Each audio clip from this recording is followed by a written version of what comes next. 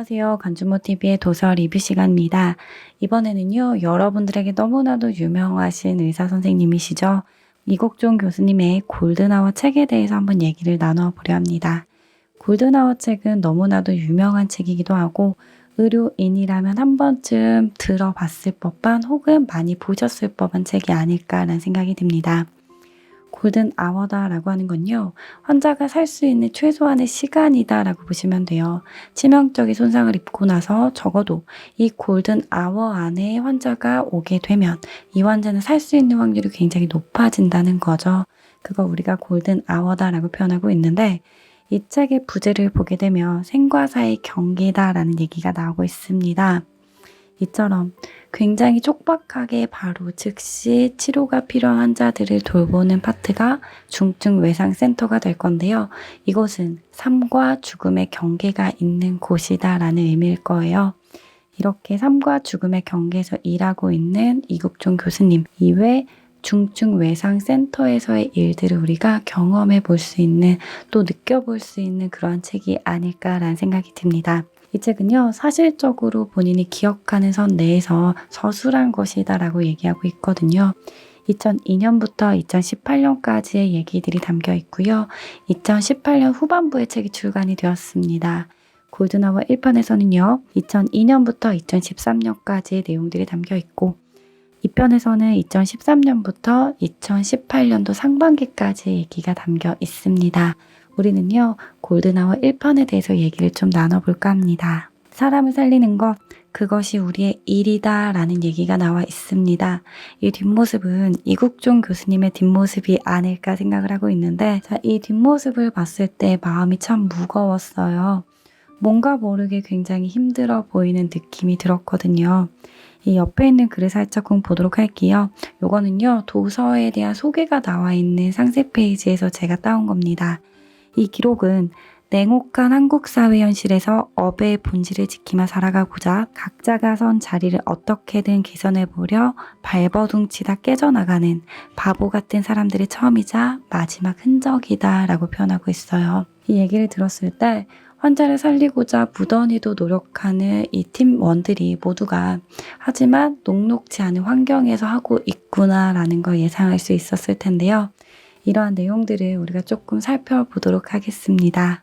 이 책을 쓰신 이유에 대해서 골든아워 앞부분에 보게 되면 나와 있어요. 처음에는 책을 좀 써주십시오라고 했을 때 고사했다고 합니다. 그런데 이 사랑하는 팀원들, 이 분들의 소중한 기억들을 남길 때에는 가장 좋은 게 활자라는 생각이 들었고 그렇기 때문에 본인의 생각들을 다 메모하기 시작하면서 책을 출간하게 되었다라고 표현하고 있고요.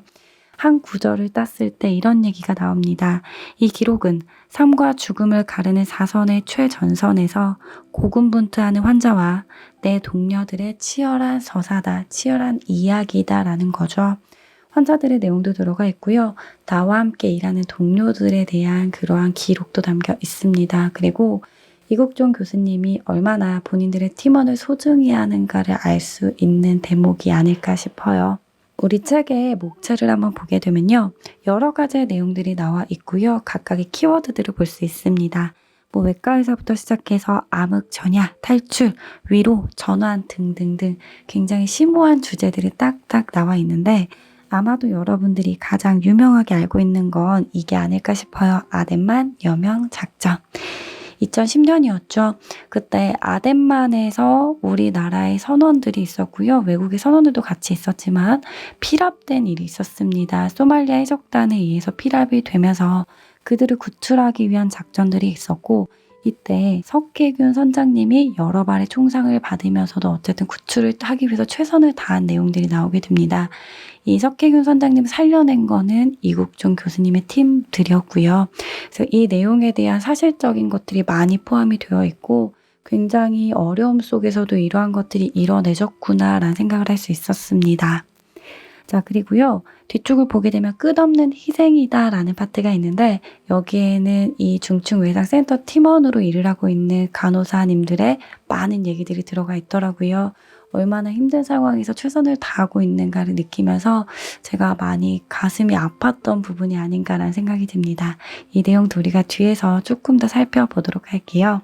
이거는 제가 아덴만 여명작전을 얘기하면서 조금 더 말씀드리고 싶어서 조금 캡처를 해봤고요. 이쪽이 보게 되면 아프리카가 되는 거고요. 여기가 아덴만이에요, 여러분들. 이 근방에서 선원들의 피랍 사건이 있게 됐고요.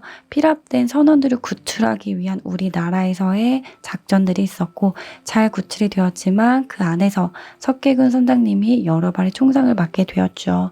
살릴 수 있느냐 없느냐 굉장히 많은 일들이 있었다고 합니다. 한번 생각을 해볼게요. 굉장히 많은 총상을 받았을 때 그분들을 살리기가 쉽지 않았을 겁니다. 근데 살리기 위해서 최선을 다한 이국종 교수님 외 팀원들에게 굉장히 감사하다는 말씀을 드리고 싶기도 하고 또 그렇게 결정하기까지 얼마나 어려움이 있었는가라는 생각을 하게 됩니다. 우리가 책 처음에 봤던 이국종 교수님의 뒷모습을 생각하시는지요? 그때 뭔가 어딘가 모르게 많이 쓸쓸해 보이고 힘듦이 느껴졌었거든요. 근데 그 원인을 책 안에서 알 수 있었습니다. 보게 되면요. 우리는 의료진으로서 최선을 다해 환자를 살려야 했고 조직원으로서 병원의 이윤을 도모해야 했으나 대한민국 의료 시스템상 외상외과에 적을 두고서는 그들 모두를 충족시킬 수 없었다. 나를 향한 따가운 눈초리와 뒷말은 여전히 무성했다. 팀원들이 있어서 혼자 버티던 날보다는 나았으나 여전히 무참한 날들이었다. 팀원들마저 나와 마찬가지로 허리를 굽히고 사정하며 버텼다. 일상이 핏물과 비난의 파도 속에 있었다. 라고 얘기가 나옵니다. 우리나라는요, 보건복지부에서 병원에 급여를 지급해주는 기준을 마련하고 있습니다. 이 기준에 부합하게 된다면 건강보험 심사평가원 심평원에서 부합이 됩니다 라고 해줄 거고요. 그랬을 때 그러한 병원에 돈을 지급해 주는 거예요. 근데 만약에 그 기준에 부합하지 않았다라고 평가를 받게 되면 돈을 받지 못하게 되고 삭감이 됩니다. 그러한 것들은 고스란히 병원의 몫으로 넘어가게 될 거예요. 근데 중증 외상 센터에 오는 환자분들은 그 기준에 부합하기가 어려웠다는 거예요. 예를 들면 일반 환자다라고 했을 땐 2개만 필요하다라고 생각을 해볼게요. 근데 중증 외상을 입은 환자분들은 너무나도 손상이 극심하기 때문에 2개로는 터무니없다는 거예요. 적어도 10개의 물품들을 써야 되는 건데 이 나머지 8개에 대한 것들은 기준에 부합하지 않기 때문에 지급을 받지 못하게 되고 결국에는 아주대학교 병원에서 고스란히 그러한 것들을 책임을 져야 했을 겁니다. 그랬을 때 손해가 되는 거죠. 이러한 것들 때문에 병원에서는 눈초리를 받게 되고 제대로 된 지원을 받지 못했다라는 얘기들이 나오고 있습니다. 이러한 대목을 보았을 때 얼마나 어려운 환경에서 이 일을 꾸려나가고 있는가라는 걸 느끼게 될 거예요. 그 다음 한번 보도록 하죠. 내 앞에 놓인 길은 아득했다. 아무도 알아두지 않는 사지에서 나아가고 물러서기를 반복해야 하는데 그 사이 조촐하게나마 모인 팀원들이 광범위한 업무와 산적한 업무량이 쓰러져 가고 죽어나가는 환자들 또한 수없이 많은 상황이 눈앞에 보였다. 기다림은 길고 지난할 텐데 묵묵히 버텨낼 자신이 없었다. 무엇보다 참고 기다린다고 한들 앞으로 달라질 가능성조차 없어 보이는 것이 제일 견디기 어려웠다. 여러 가지 환경도 너무나 힘이 들고 인력도 없고 자원도 없고 병원에서의 눈초리도 있는 이러한 환경에서 중증 외상센터 팀을 꾸려나가기가 너무나도 힘들다라는 것들을 직접적으로 보여주고 있는 부분이 아닐까라는 생각이 들어요. 중증 외상 환자들은 생사의 벼랑 끝에서 총각을 다투는 채로 실려오고 우리는 정규 수술처럼 사전 검사를 다 할 시간이 없다. 자, 여러분들 여기서 너무나 가슴이 제가 많이 아팠습니다.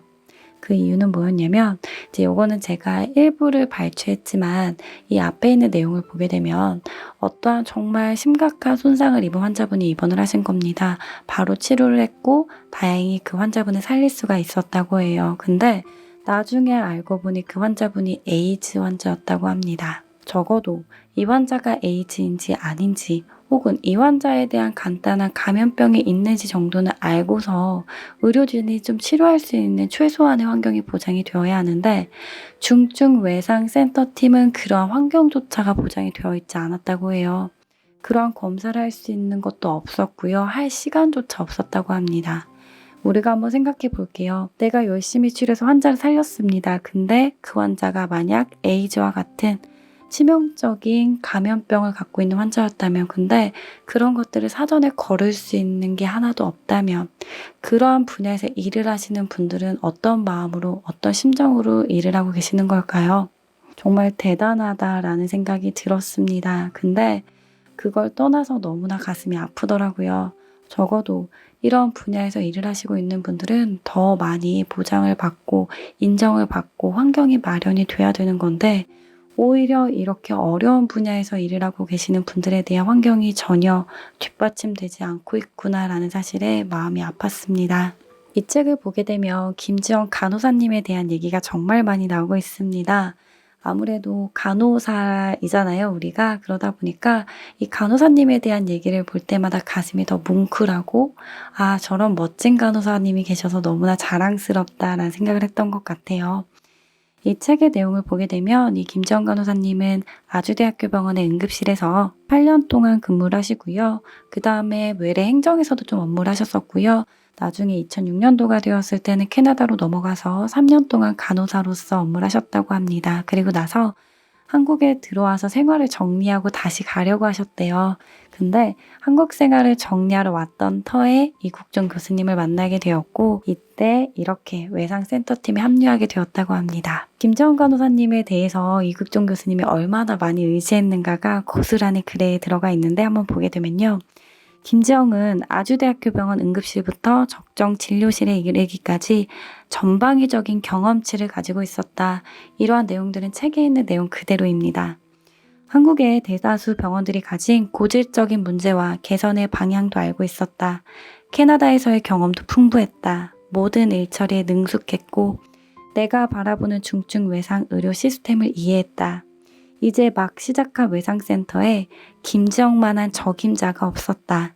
김지영이 외상센터에 합류하고 나서 그에게 기대는 일이 많아졌다. 몹시 미안했다. 어떠신가요? 이렇게 이국종 교수님이 기댈 정도의 역량을 갖고 있고 믿음직스러운 간호사님의 모습, 정말 멋집니다. 자랑스럽다라는 생각이 듭니다. 제가 앞서 목차를 말씀드릴 때 간호사에 대한 얘기가 나오는 파트가 있습니다 라고 했었는데요. 책의 후반부 쪽에 보게 되면 끝없는 희생이다 라는 파트가 있습니다. 여기서는 간호사님들의 희생과 관련된 내용들이 많이 나오고 있어요. 정말 많이 아픈데도 팀원들이 나 때문에 고생할까봐 말하지 않고 꾹 참고 업무를 하는 그런 모습들이 있는데요. 여러 명의 간호사분들의 이름이 거론되고 있습니다. 예를 들면 송미경 간호사님은 호흡기에 문제가 생겨서 쉬어야 되지만 그러한 사실을 숨기고 끝까지 일하는 모습들도 보이고요. 또 김효주 간호사님은 봉화지겸이 걸리게 되지만 그러한 것들의 치료를 제대로 받지 못하는 모습들도 있습니다. 이 외에도 전은혜 간호사님, 혹은 윤상미 간호사님, 김재원 간호사님, 김지민 간호사님들이 나오게 되고, 각각 여러 가지의 신체적인 것들, 육체적으로 많은 어려움을 겪게 되고 병을 얻게 되지만 그러한 것들을 잘 치료받지 못하고 업무에 매진하면서 그러한 모습이 너무 안타까워하는 이국종 교수님의 마음들을 엿볼 수 있는 파트가 돼요. 이 부분에서 좀 일부를 얘기해 볼 건데요. 팀원들 모두가 자주 아팠고 아픈 것이 기본이 되어 아픔을 일상으로 여기는 지경에까지 이르렀다. 아플 때 아프다고 알리는 일조차 없었다. 어딘가 부러지고 쓰러질 때가 되어서야 보고가 되었다. 그것이 마치 이곳에서의 생존 법칙인 것만 같았다. 무엇을 위해 이렇게 하느냐는 질문에 나는 원론적으로는 사람을 살리기 위해서 라고 말하고는 있으나 사실 왜 지속하고 있는지 알 수 없게 된 지가 오래다. 좋은 사람들과 일할 수 있다는 것 하나만이 유일한 장점이었으나 그것을 위한 대가는 너무 컸다. 쉴 새 없이 고꾸라져 나가는 팀원들을 볼 때마다 억장이 무너져 내렸다. 이렇게 중증 외상을 입은 환자들을 보고 있는 의료진들, 간호사 이하 또 의사 선생님들 혹은 여러분들께서 굉장히 많이 노력을 하고 있음에도 불구하고 제대로 된 환경이라던가 제대로 된 대우를 받지 못한다는 사실에 굉장히 마음이 아팠습니다. 자원적으로도 물리적으로도 인력적으로도 모든 것들이 열악한 환경에서 이 팀을 꾸려나가기란 쉽지 않은 결정이겠죠. 우리가 최근 2020년 1월 달이 되었을 때 이국종 교수님이 아주대학교 병원의 외상센터장을 내려놓았죠. 자, 그러한 여러 가지 기사들을 접하게 되었는데 그 이면에서는 이렇게 많은 어려움들이 있었구나라는 생각에 마음이 많이 아팠습니다. 그리고 이 팀을 어떻게든 유지하기 위해서 그 어려운 환경 속에서 노력하고 있는 의료진 분들이 너무나 멋지고 대단해 보였습니다. 우리가 앞서 이 표지를 다시 봤었는데요. 제가 말씀드렸다시피 책의 상세 페이지에 나와 있는 책의 설명에 나와 있는 부분을 일부 발췌한 것입니다. 사람을 살리는 것, 그것이 우리의 일이다. 이러한 소명의식이 있지만 이 가운데서 의료진들이 제대로 된 보호를 받지 않는다면 그것이 어떠한 의미를 가지는가에 대해 생각을 해볼 수 있었던 것 같아요. 저는 우리가 우리를 지킬 수 있어야 다른 환자들도 잘 볼 수 있는 것이 아닌가라는 생각이 듭니다. 다른 걸 떠나서 의료진들이 제대로 의료를 할 수 있게 행해질 수 있도록 환경이 갖춰지는 것들, 그리고 살 수 있는 환자가 살 수 있도록 마련이 되어지는 것들, 그런 게 기본적인 것들 아닐까요? 정말로 기본적인 것들이 무시되지 않고 멀리 되지 않고 지켜질 수 있는 이런 상식이 통하는 그러한 대한민국의 의료계 현실이 되었으면 하는 생각이 들었습니다. 하루빨리 중증 외상에 대한 그런 환경적인 부분들이 개선이 되었으면 하는 바람으로 이번 리뷰를 마치도록 할게요. 이번 도서 리뷰도 함께 해주셔서 감사합니다. 다음번 리뷰에서도요, 더 유익한 책으로 돌아오겠습니다.